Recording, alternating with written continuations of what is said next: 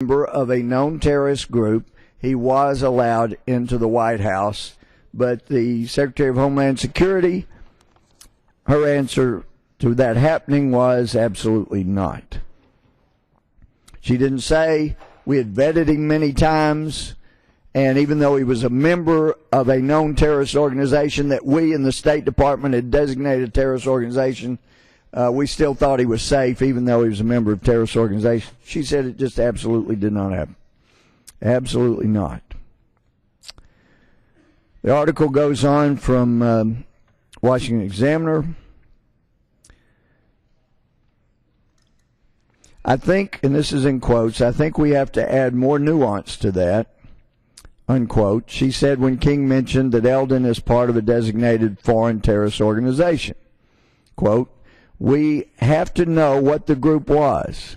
Is it now a political party that is running the government of a country that has strong ties to the United States, unquote. She added that he went through these 3 stages of vetting and, quote, everyone who looked at this person felt confident he was not a security risk to the White House or the United States, unquote. King charged the Obama administration with violating a law in hosting Eldon at the White House. Quote, it appears as if the law was not complied with in that he did not apply for a waiver and Congress was not notified, which is also required, unquote. Quote, it does not appear that either the letter or the spirit of the law was complied with, unquote. When King reiterated that complaint about the process by which Eldon was allowed in the country, Napolitano conceded that, quote, on the process, that's a fair point to make. Well, there's a reason we have laws, and you would hope that someone who is a cabinet official in the top position of our Homeland Security would think that it is important to comply with the law. But just as we've seen massive amounts of money go to places that have leaders who say they want to eliminate Israel in the United States, we see this kind of conduct from this administration. And I have reporters asking me if I want to apologize for 5 separate letters that were written to 5 separate inspectors general of 5 different departments with different facts pertaining to that department in each letter, and the facts in the letter are true. And the simple question was not accusation or allegation, because it's pretty obvious there is influence by the Muslim Brotherhood in America. So the question is, how much influence? Where is it coming from? And it is an amazing thing to see all of this transpire. Obviously, it's great fun and sport to attack a messenger that is not liked by certain people in the media. But what we keep seeing, that it is amazing, is happening in what was once the proud tradition of journalism in America, is our national security being sacrificed on the altar of political correctness.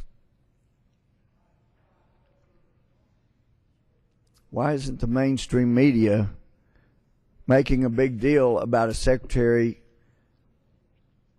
of Homeland Security who one week says absolutely not, it was not a member of a known terrorist organization that got in the White House, and a week later she admits it did happen, but we properly vetted him 3 different times?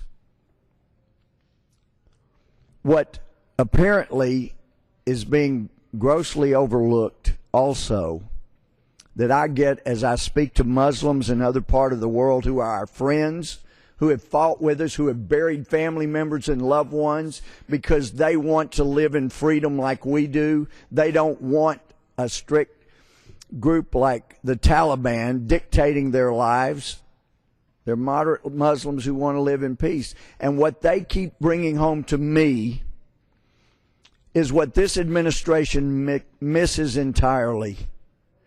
When the President of the United States, when the leaders of this country, this administration, meet with members of known terrorist organizations and will not meet with our Muslim friends who have fought with us instead of against us from other parts of the world, the message has a chilling effect on our friends wanting to continue to be our friends, because it appears to be the most dangerous place in the world to be, in the category of friends with the United States, because it means this administration is one step away from abandoning them in favor of ties and relationships with groups that we know have been terrorist organizations.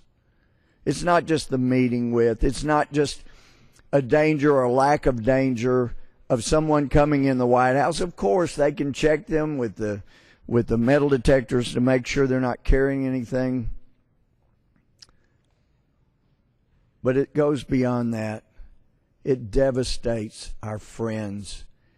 It destroys hope around the world for people who are hoping that we'll stand up as we once have, not for the Muslim Brotherhood, who want an international caliphate, including the United States, and the United States to be added to the 57 states, Muslim states, that comprise the OIC.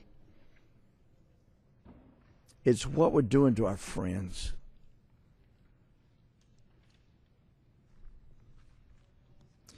I hope and pray that people in the mainstream media will get past the enjoyment of vilifying and trying to destroy the messenger and look at the message. That they'll get beyond the lazy tactics of calling someone, getting with someone and saying, "What's your opinion about these allegations?" and getting a response, "Well, gee, we don't think there's anything to them," instead of digging the facts out and presenting them as the once proud journalist tradition was here in America. There's still journalists doing it, but I hope that that practice will be extended. We're just hurting ourselves, but unfortunately we also hurt our friends when we do that. For those who say there is no evidence of any Muslim brother influence in America, Mr. Speaker, I would urge them to go back and review the evidence from the convictions in the Holy Land Foundation trial obtained in November 2008, before this administration began embracing the name co-conspirators like CAIR and ISNA. When they were named as co-conspirators of supporting terrorism, I would hope they'd go back to the 1995 trial, where Andrew McCarthy did a stellar job, and the Clinton administration awarded him for his incredible work in proving that there are people in America who want to establish Sharia law as the law of the land and subvert our Constitution. He proved it beyond a reasonable doubt among some wonderful U.S. citizens in New York City. And as Andrew McCarthy has asked, what's happened since 1995 to make that evidence no longer true? It was true then, it's true today, and with that I yield back. The gentleman yields back.